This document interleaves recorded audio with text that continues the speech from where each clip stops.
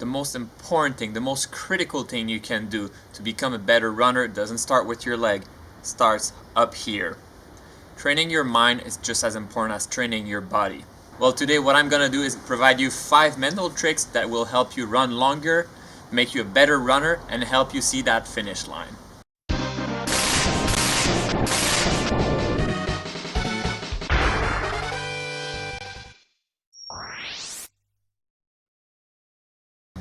Hi, my name is Simon. Welcome to my channel. This channel is meant to provide you tips to become a better runner. Myself, I'm not a pro runner, I'm just an average ultra runner having fun out there.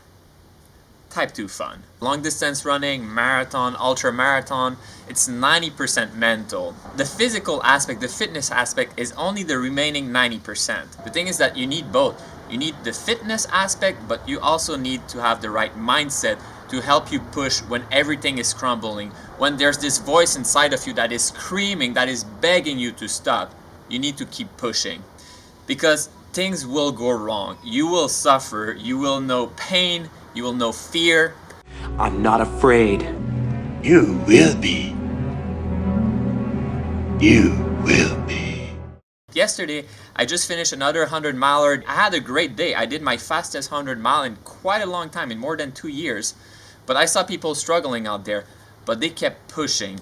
And that's what inspired me. They didn't keep pushing because they were so fit or having a good day. No, they keep pushing because they were mentally strong. And I want to help you reach that. I think myself, that's one of the things that I do best is mental toughness. Now, a lot of people will say that, but look, I have 3,500 miler under my belt and no DNF. And trust me, it's not because I didn't try hard enough to DNF. I did some of the hardest race out there. And no, I did not always have good days. I raced 100 miler twice with broken ribs. If you ever broke a rib, you know how painful that is. I've been sick from both directions. One time I probably lost something like 15 pounds. I tripped, I fell down, I puked, I had blisters, I was chafing, I bled out of my ass. But none of these were enough to stop me. And it's not because I'm fit. Again, I'm just a normal guy out there having fun. Type 2 fun. And I've developed these mental tricks that help me push when everything goes wrong, when you're in the pain cave. There's a saying that I really like, which is you're not defeated when you lose, you're defeated when you quit. And that's what it's all about. It's about not quitting. It's not about not falling down. It's not about not suffering. There are people that are really tough and they claim that they don't feel pain. Okay, good for you. First of all, that's BS. Second of all, being tough is not about not feeling pain. Being tough is about being able to push through pain to achieve your goal. Finally, these 5 mental tricks, they're basically tools that have worked extremely well for me and might work very well for you. But the thing I cannot teach you, unfortunately, is which one will work best for you and which one to use in different situations. Usually I use 1 or 2 at a time, never more than that, and it's about picking the right one. But that's hard to define. You'll have to practice yourself. You don't expect to go from couch to running an ultra marathon in a day. It will take time, it will take practice, it will take training. It's the same thing with mental toughness. You need to practice that. So without wasting any more of your time, here are 5 mental tricks that will help you overcome the pain cave and help you run longer.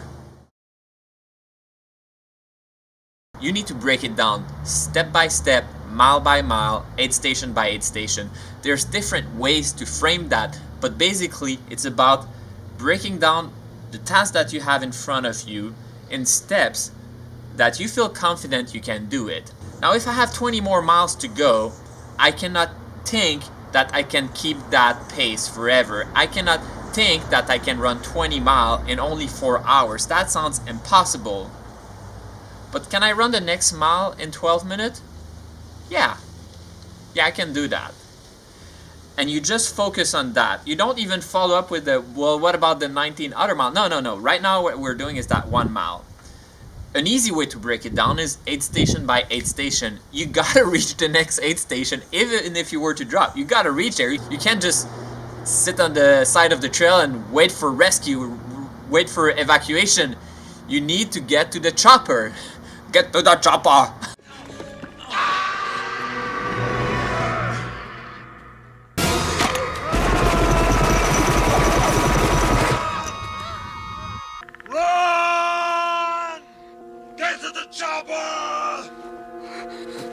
No one is gonna come to rescue you. You need to get to the chopper. So again, you should watch my Terminator movie. And by setting these small goals, you will gain small victories. You will gain confidence in yourself. You will ask questions that you know confidently, yeah, I can do that. Yes, I can always take one more step. Sometimes it's very little goal. It's reaching that next tree, reaching the top of that hill, sustaining that pace for 1 more minute. A way you can achieve that is the run-walk cycle. If you say, I'm gonna run for 2 minutes, walk for 1 minute, 2 minutes, 1 minute, you are breaking down the problem. When you're running in that 2 minutes, you're thinking about these 2 minutes, nothing else. At the end of the day, when you pile all of these small goals, achieve this big goal, running 100 miles, running a marathon, whatever it is, you broke it down into small pieces which help you achieve that bigger goal, which by itself sounds impossible.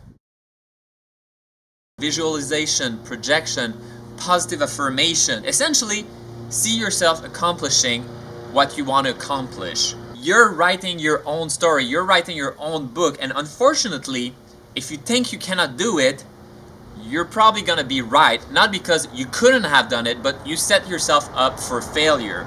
And it's normal to have self-doubt, and overconfidence is a big mistake by itself too. The more concrete you can imagine that, it will help you. And sometimes it's little things. For me, for example, if I know that Nora will be at the finish line, I can just visualize crossing that finish line and hugging her and giving her a kiss. Just that little piece, that little snippet helps that story become real in my mind.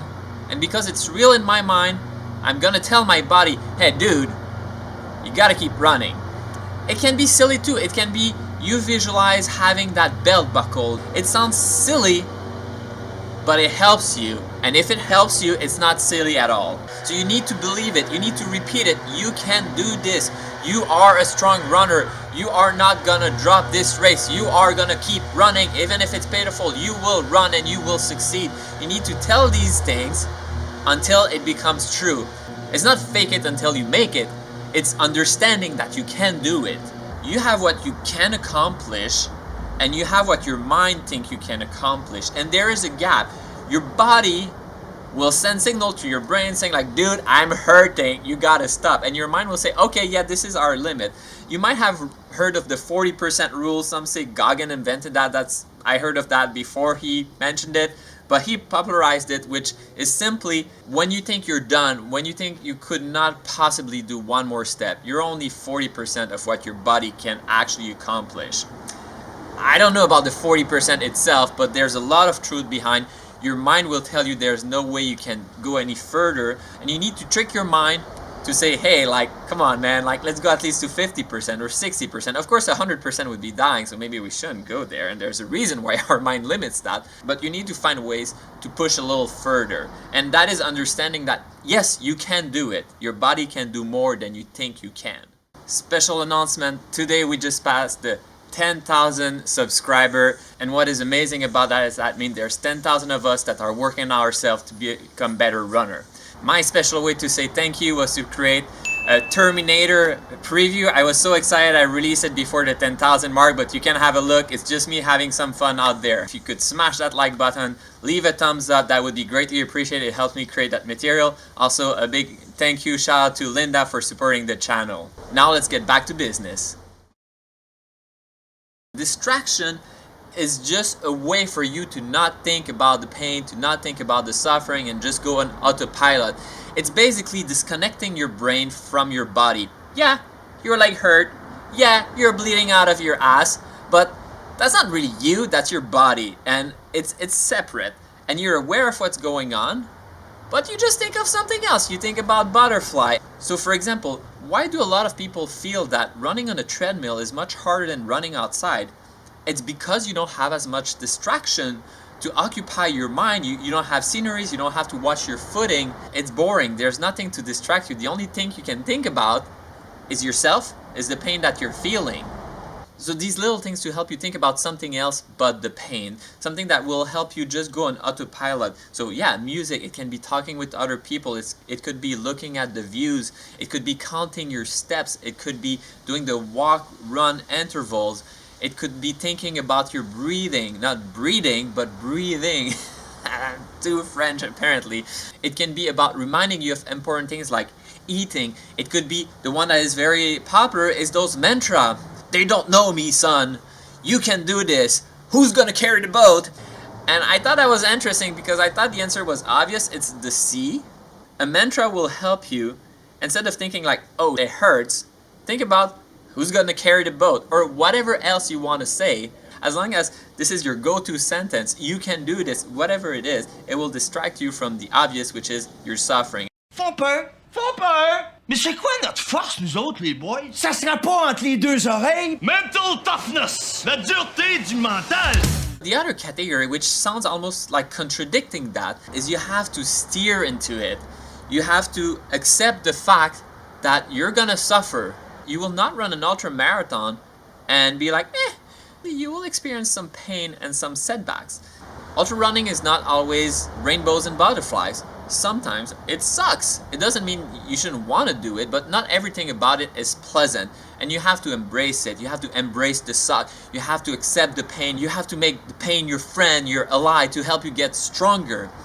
And these are all kind of cliche things, and nobody actually doesn't feel pain, or nobody's actually happy about suffering. I mean, that's kind of a silly thing to say, really. But the truth is, I can accept that I will suffer and deal with it. And that's just steering into it, which is the opposite of trying to not think about it. And at some point, it's, here we go again. Let's fucking go. Let's do this. I came here to challenge myself, and this is happening right now. This is the moment in this race that I'm struggling the most, and I'm gonna overcome that. And this kind of boldness and aggressiveness is the opposite of not thinking about it. It's, yeah, this is bad right now, but I'm gonna do it. And that is very important. You're not ignoring the pain anymore. You're steering right into it. And if you're running a long distance enough, you'll see that these come in wave. You will have moments that it's super painful, and the pain will go down a little bit, and it will come back. And when you have these peaks, yeah, I'm steering right through it. And when you embrace that pain, one of the first things that happens is that you will realize there are things that you can control, and there are things that are outside of your control, and you just need to accept it. And you just gotta discard what you cannot control and focus on how you will overcome the obstacle, acknowledging these obstacles, embracing that pain, and finding solution. Reframing. And what is reframing? It's not denial, but it's finding the silver lining a little bit in the solution, or reframing it in a way that is positive, in a way that you will find solution and move forward. And how do you do that? Well, you use the biggest muscle that we have, which is, that's right, your brain is not a muscle, but your butt. Your butt is the biggest muscle, so when it comes to your mind, use your butt. And how do you do that? Pretty simple. Almost any sentence that would be negative, you don't need to ignore it, you can just say it, but you work your butt. So it's called, I'm in so much pain right now, but I'm more than halfway done. And by reframing, you have a powerful tool that can take any negative and frame it in a positive, and focusing on that positive or on that solution. Now your butt is extremely dangerous though, because your butt can do the opposite to reframing. There are some people that are great at that. They can reframe any positive into negative. It's a beautiful day outside, but I'm working. I ran 50 miles already, but I still have 50 to go. So use your butt for the greater good, not to destroy yourself. Finally, have a purpose, have a why, a strong why. If you have a specific goal in mind, it's gonna be much easier to achieve it. Well, run until you're tired. Well, you're gonna be tired, as we said, before you actually reach what you could accomplish. But if you set yourself an ambitious goal, you will be able to do more. And for me, all of my best runs, my best 100-mile times, I always had a very specific goal in terms of pace, and I held myself accountable to it. I just didn't fold back to, well, I don't need to run at this pace, because very quickly in an ultra marathon, you will realize that this is really stupid. Why are you doing that? Oh my god, this is so painful.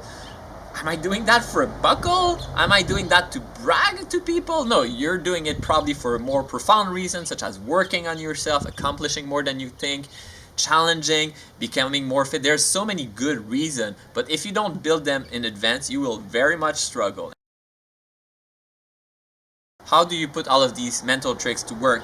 Well, unfortunately, you have to put yourself in uncomfortable situation. You have to challenge yourself to do something that you actually need them. Something that you'd be inclined to not do, because we all seek comfort, and you'll get to know yourself better, and you'll get to know which tool would work best for you in that specific situation.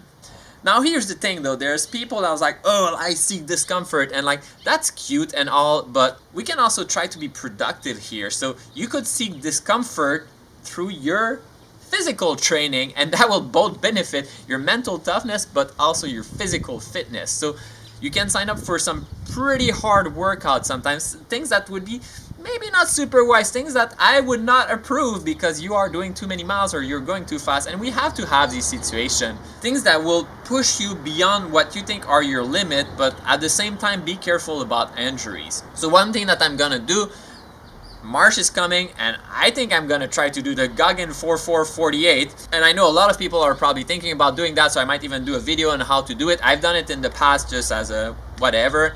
I'm gonna do it again. There's something to be said about waking up in the middle of the night to do a 4-mile run. It feels dumb, and physically I'm not the biggest fan of the challenge in general, but I know a lot of people are doing it, so I want to provide you a tool to do it in a healthy way, in a productive way. Running itself is just kind of a small test tube that it's easy to isolate, but it will benefit your life in general, different aspect of your life, if you're able to be disciplined and be able to face adversity, because things will not always go your way, but you need to accept that and you need to push past that. You need to overcome these challenges, because great things don't come easily, but they're worth fighting for. And I think some pretty concrete examples that I've seen that are sometimes related to ultra running, or some people have even used ultra running to help them there, will be things like sobriety, like my good friend Brian, Coach Brian, but also things like weight loss. It's a much broader and more difficult thing than just running. But running itself will help you develop that mental toughness, this resilience, this discipline that will help you push and achieve goals that feel impossible, but that you can accomplish if you set your mind to it. I hope these tips were helpful, but in the comments below, I'm very curious, what are the tips that have been useful in your running journey? And as always, if you could hit that like button, I would very much appreciate. As always, thanks for watching, and see you on the trail.